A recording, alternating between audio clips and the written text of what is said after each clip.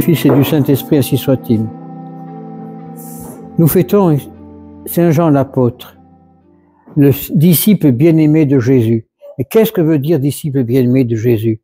Alors, beaucoup d'interprétations folles, telles qu'on peut lire dans le Vinci Code et dans toutes ces stupidités, dans le Vinci Code de livres qui proclament des choses qui sont absolument absurdes.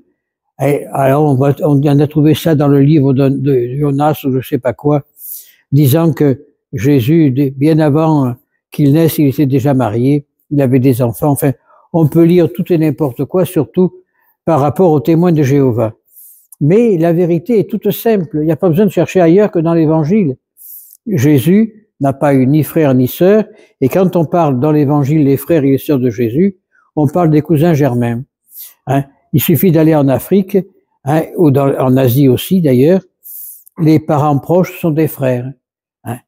Tandis que chez nous, ben, on n'a plus de frères, on n'a que des ennemis. Nous ne sommes pas capables de vivre dans la paix, il faut toujours que on se chamaille. C'est l'Occident. Hein? L'Occident a perdu toutes ses valeurs à cause de ça. Elle n'a plus le sens de l'amour et le sens des réalités. Mais enfin, Dieu verra ce qu'il va faire. Mais quand Jésus dit que Jean, eh ben, il vivra éternellement, ce n'est pas à vivre sur la terre, il vivra éternellement auprès de lui dans les cieux. Et il ne faut pas oublier quand même qu'à la croix, Jean a été choisi pour garder Marie. À la croix, Jésus n'a pas dit aux apôtres, je vous confie ma mère. Il a dit à Jean, Jean, je te confie ma mère. Et à Marie, il a dit, je te confie Jean. Donc, si on peut le prendre dans ce sens-là, Jean était le frère de Jésus. Mais expliquez-moi un petit peu, c'est ce que je disais l'autre jour à des témoins de Jéhovah. Bon, vous me dites que Marie a d'autres enfants. Bien. Alors, c'était des enfants infidèles, des enfants ingrats, puisque Jésus, sur la croix, quelques heures avant de mourir, confie Jean à sa mère et sa mère à Jean. Et s'il avait eu d'autres enfants, il les a reconfiés à ses frères et sœurs. Donc déjà là, on voit le mensonge des témoins de Jéhovah. On pourrait développer beaucoup de choses dans ce même sens. Mais pourquoi rentrer dans des discussions stériles? Restons dans la pure vérité.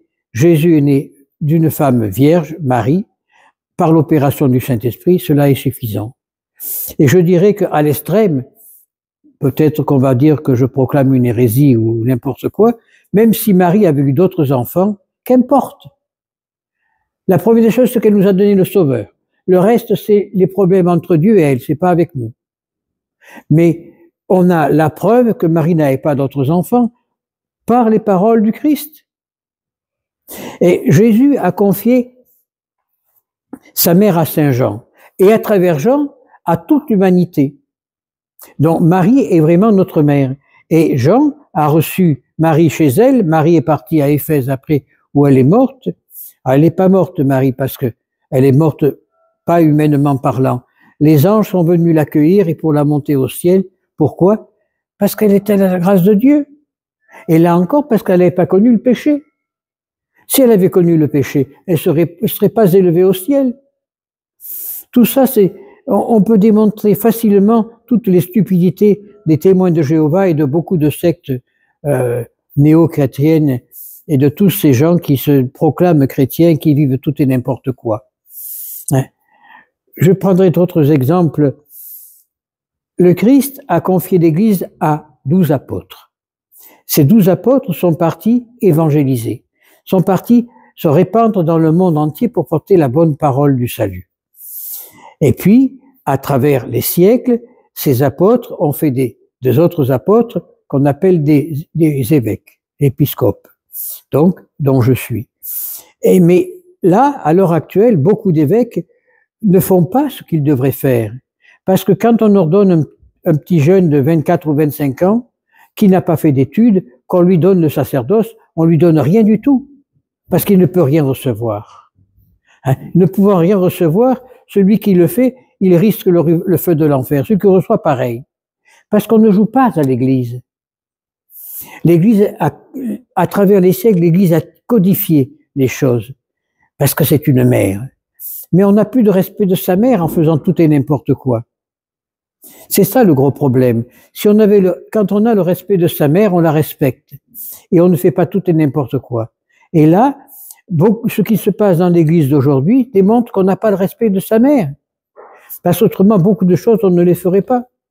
Alors, prions Saint Jean, ce disciple bien-aimé de Christ, pour qu'il envoie son esprit d'abnégation, son esprit de pureté, de sainteté dans l'épiscopat d'aujourd'hui, pour que véritablement il comprenne de ne pas faire n'importe quoi. Hein? Alors, oui, c'est une année sainte. Bien, on ouvre l'année sainte, c'est bien, ça a des symboles. Mais alors, on va vous dire, si vous passez sous l'année sainte, vous allez avoir 50 ans, ou 100 ans, ou 200 ans d'indulgence plénière. Bon, je veux bien. Mais les indulgences plénières, c'est Dieu qui les donne. C'est pas à traverser une porte. Parce qu'on peut traverser une porte et recommencer ce qu'on a fait de l'un côté, le refaire de l'autre. C'est pas pour autant que l'indulgence plénière aura son activité. Non. On peut passer, l'année sainte, c'est une année de rédemption, de pénitence. Et quand on voit, dans les années 1300 de notre ère, lorsque je crois que c'est le pape Boniface, si mon souvenir est exact, qui a commencé la première année sainte, il a commencé dans un but de pénitence. Il disait, c'est une année de paix et de réconciliation entre les hommes. Et il a cherché, à travers cette année sainte proclamée par le pape de l'époque, à ce que les princes de l'époque qui faisaient des guerres entre eux se réunissent pour faire la paix. C'était ça l'année sainte. Maintenant, on dit, on va accorder 1000 ans d'indulgence, 500 ans d'indulgence. Mais on se prend pour Dieu. Et là, le combat de Luther était juste. Quand Luther était opposé à ça, c'était juste. Seul Dieu peut donner des indulgences. Et encore, il nous donnera quand on sera près de lui.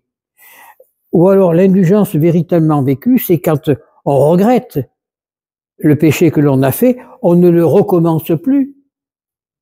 Et on vit alors en pleine indulgence du Seigneur. Tandis que, j'ai tué 10 personnes, ben, ça fait rien, je passe la porte sainte, j'ai l'indulgence. De retour, j'en tue 50, ben, je rebarre la porte sainte et je suis... Non, on tombe dans la surdité. Vivons l'instant présent dans l'amour de Dieu. Et si on vit dans l'amour de Dieu, on n'a pas besoin d'une porte sainte. On a besoin d'être sanctifiés, nous. Et que, passant cette porte sainte, on rentre dans la sainteté personnelle. Autrement, ça sert à quoi? Ça sert à quoi, tout ça? Hein? Et je le dis, quand on gratte le vernis, on trouve la pourriture. Et c'est pas parce qu'on va passer la porte sainte, on rentrera en pèlerinage à Rome, qu'on sera sauvé. Le Seigneur ne regardera pas si on a passé 10 ou 20 fois la porte sainte dans sa vie. Il regardera les faits que nous avons vécus. Il va nous demander si véritablement nous avons gardé la vraie foi, si véritablement on s'est battu pour la foi. Et on sera sûrement déçu du voyage, parce qu'il va nous reprocher beaucoup de choses. Quand on voit qu'il y a de plus en plus de grossièreté dans ce monde, on n'est plus capable d'ouvrir la bouche sans parler proprement. Mais tout ça, on aura des comptes à rendre au bon Dieu. Hein? Et Dieu sera terrible pour ça. Terrible. Quand on détruit une église, eh ben, on détruit le lieu et quand on dit l'oraison, on dit ce lieu est terrible, parce que Dieu y habite. Et on le détruit. Ben, c'est se détruire soi-même. Hein? Quand on profane une église, on profane pas simplement le lieu de Dieu, mais on profane aussi tous ceux qui l'ont construite, nos propres ancêtres. Quand on sait que des quantités de gens se sont privés pour acheter des statues, pour acheter des ornements que maintenant on brûle, eh bien, on offense Dieu, mais aussi on offense les donateurs. Alors, dans cette année sainte proclamée par le pape de Rome, l'évêque de Rome, hein, demandons au Seigneur qu'il mette dans notre cœur vraiment un esprit de pénitence, un esprit de rédemption, un esprit de vie, pour que nous puissions demain partir à la rencontre du Seigneur sur les routes difficiles, comme dit Saint Jean de la Croix, sur ce chemin escarpé qui montre au paradis, pour que véritablement, arrivé au sommet du chemin, on se puisse entendre dire « Je vous attendais depuis toute éternité, ainsi soit-il ».